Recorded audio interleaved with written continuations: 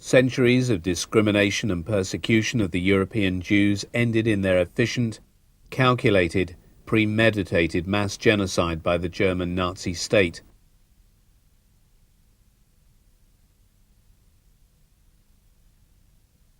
The status of Jewish women in Ravensbrück was purely as subjects for extermination.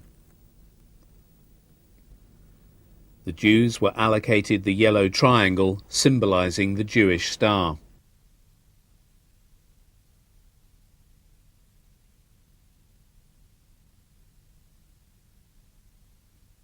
The yellow triangle was the most conspicuous in the camps. It justified all forms of abuse and sadism, including murder.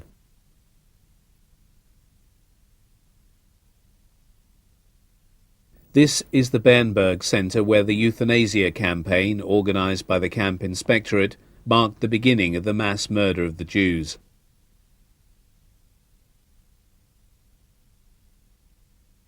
Between 700 and 800 Jews, dissidents and mental patients were gassed here in the spring of 1942.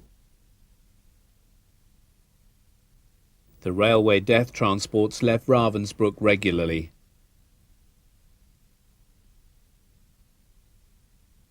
Men and women were sent to Auschwitz and Majdanek to the gas chambers.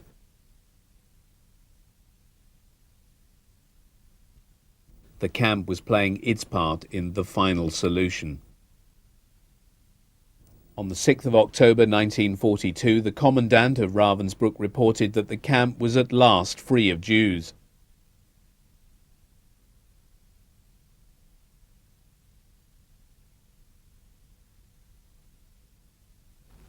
Special prisoners and collaborators had a unique status. These were the men and women who were taken by the Gestapo as hostages or traitors from their own ranks. More and more prisoners arrived at the camp throughout mid-1944 who'd been involved in or associated with the resistance against the Nazi regime.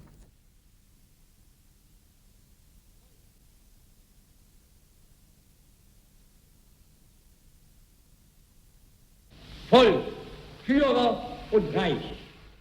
After the attempted assassination of Hitler on the 20th of July 1944, many well-known people, including Hanna Solf, Julius Leber, Elisabeth von Thadden, Irmgard Ruppel and Helmut Graf von Moltke, were imprisoned in the detention block at Ravensbrück. These special prisoners received tortures, beatings and abuse of the worst kind. Most of them, after this horrific treatment, were taken to the Plotzensee prison in Berlin for execution.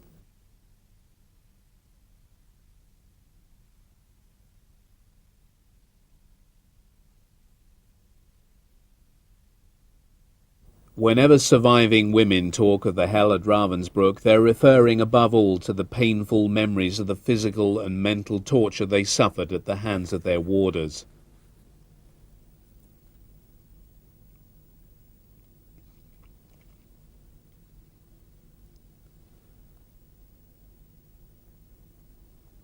There were around 3,500 female warders at Ravensbrück between 1942 and 1945. The camp was a training centre for thousands of female SS warders. After a brief initiation period, some of these warders were then deployed in other female concentration camps. Female concentration camp warders did not hold the same rank as their male counterparts in the SS.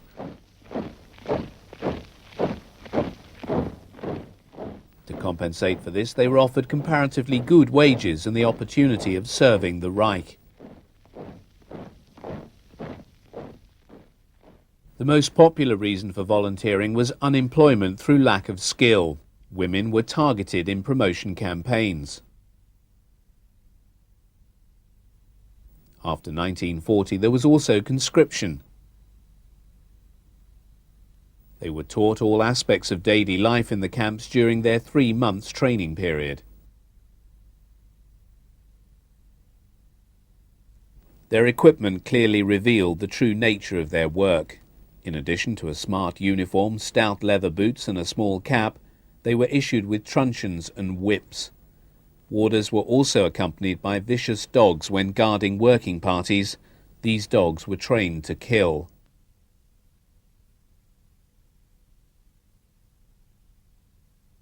Law and order was maintained at Ravensbrück camp via a regime of extremely brutal punishments. One of the most horrific forms was flogging, which, at its worst, was 3 lots of 25 strokes. This punishment was intensified after a camp inspection by Himmler in April 1942. He ordered prisoners to strip naked. They were then tied to the whipping blocks. Whilst being flogged, the victims were forced to count the number out loud of every stroke they received.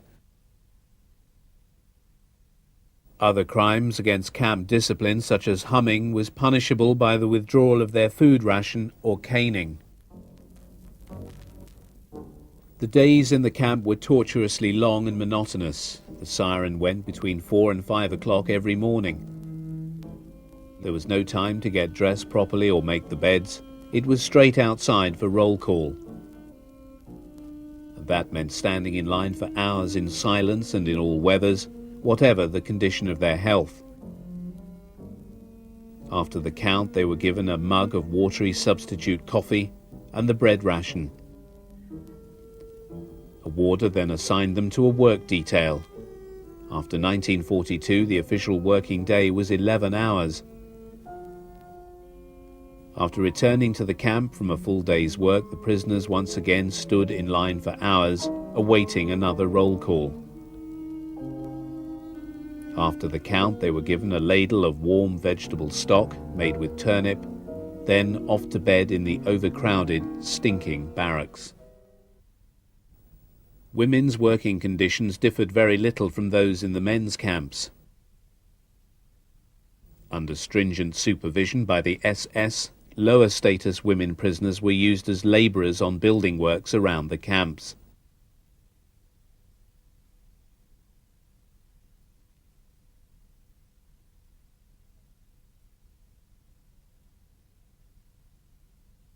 The intention was to exploit the working capacity of these prisoners and break them physically.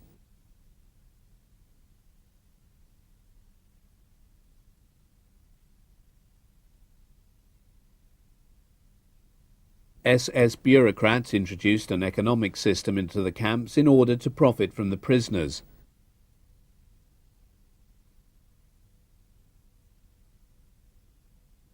In early 1940, an industrial plant was organized, and in June of the same year, the SS set up their own textile and leather processing company.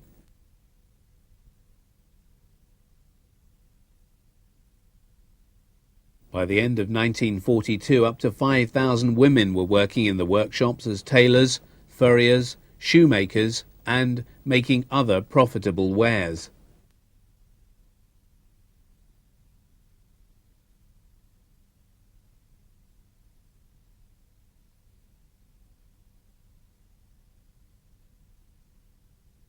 Other workshops were set up in the grounds, like the German Food and Produce Centre.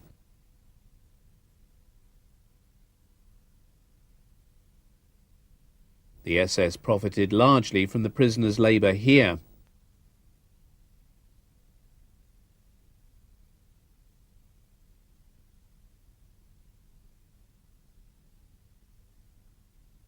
Estate owners and farmers were particularly keen to hire cheap labour from the camp to do the heavy work in the fields. Women that were fit to work were also leased out for a fee to local private enterprises.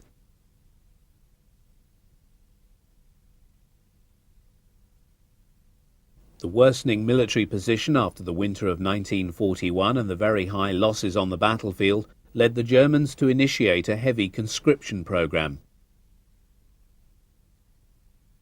This left an acute labour shortage in the manufacturing and munition industries. To safeguard the supply of arms, camp prisoners were farmed out by the SS to arms manufacturers as slave labour. The prisoners' conditions worsened, working hours were extended, and the pace of work was vastly increased. From then on, the principle of working prisoners to death was enforced in practice. To facilitate all the workshops, approximately 70 external camps were built around Ravensbrück. These included Neubrandenburg, Malchow and Grüneberg. Prisoners were often worse off in these camps than in the main camp itself. The Berlin electrical giants Siemens and Halske also profited hugely from concentration camp labour. Siemens, in collaboration with the Wehrmacht, began producing arms at the outbreak of war and now had many plants sited around concentration camps. Between 1942 and 1944, Siemens had 20 production plants set up around Ravensbrück, also 4 barracks for housing Siemens staff and 9 barracks for the slave labour. Up to April 1945, almost 3,000 female prisoners worked for Siemens. These included several hundred young women and girl inmates from the Uckermark youth camp. The prisoners were under exactly the same constant threat of persecution and death at Siemens as in the main camp. If they fell behind with their work or were poor in health, they were liable to be reported to Ravensbrück for punishment. There was very little opportunity to show any resistance at all in the camp. The only effective ploy was to undermine the system of terror in some way. This was partly achieved by supporting one another, raising political awareness, and circulating pamphlets. Under the severe constraints of camp life, the penalty for all these actions would mean dire retribution and, in some cases, certain death. However, there were individual instances of overt resistance. A prime example of this were the Polish prisoners' collective protest against them being used as guinea pigs in horrific medical experiments being carried out by SS doctors. These so-called guinea pigs consisted of 74 Polish women aged between 16 and 45 and 12 other women of different nationalities. Professor Karl Gebhardt and his team of SS doctors were testing the effect of sulfonamides on women as an antidote to bacterial wound infections. An incision was made along the patient's fibula. Surgeons then infected the leg muscle with injected cultures of bacteria. Their aim was to generate what is commonly known as gangrene in the wound. This was an infection which caused widespread fatalities among wounded soldiers on the battlefield. The women suffered indescribable agony after surgery. The sadistic post-operative care administered by Dr. Herta Oberhauser and her staff served only to worsen the torment already suffered by the victims. The fact that mostly Polish women were selected for these medical experiments can be attributed directly to Heinrich Himmler. In July 1942, he ordered that no German blood was to be sacrificed on such medical experiments. 13 Polish women died as a direct result of these experiments. Professor Gebhardt and Dr. Fischer concluded at a medical seminar in Berlin that the findings of their experiments showed that sulfonamide treatment did not help prevent the spread of gangrene infections. In the face of their impending military defeat, the SS wanted all traces of violent crimes at the concentration camps to be eliminated, including witnesses. Transport of prisoners began steadily arriving at Ravensbrück from Auschwitz and other camps in the east, which were under threat from advancing Russian troops.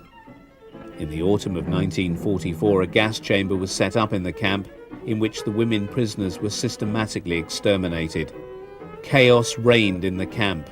Overcrowding became more and more unbearable. The sick and weak were killed. Although the prisoners sensed that liberation was imminent, at the same time they still lived in constant fear of death. In April 1945, Danish and Swedish Red Cross buses arrived at the camp. This was the first sign in over 6 years that the Ravensbrück women had not been forgotten. Between the 5th and 8th of April, 300 French women and all the Scandinavian women were allowed to leave the camp.